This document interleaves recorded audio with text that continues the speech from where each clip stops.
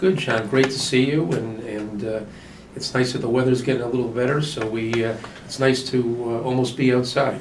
Absolutely, absolutely. Mark, our roving reporter, always has some interesting things in the field of employment, and what do you have for us today, Mark?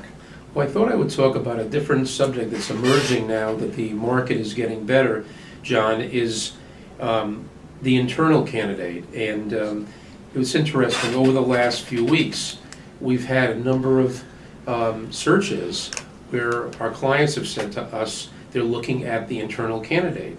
And there was a good article in the Boston Globe this past weekend that emphasized if you're an internal candidate, how you should conduct yourself and how your candidacy affects the company and going beyond. So I thought I would deal with both the internal candidate, talk about that, and what they should be doing, and how companies should be looking at an internal candidate for our listeners. So typically in the process, just for clarification, this is an internal candidate who is in a different position within the company, and the company has opened up a job search and invited internal candidates to apply for the position as well. Correct. So if I'm if I'm a individual that sees a job posted or hears about a job in the company, and it's something that I'm interested in, what I should be doing is I should have a current resume and making sure treat it just like a job.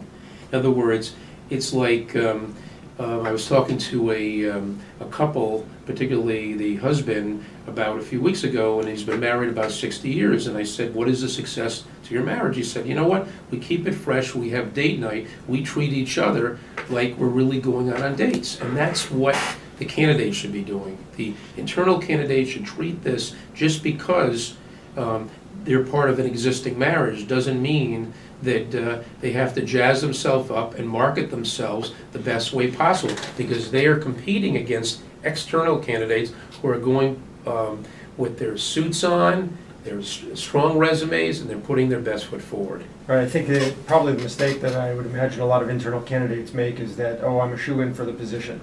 This is a no-brainer. They already know who I am. I've got great performance reviews.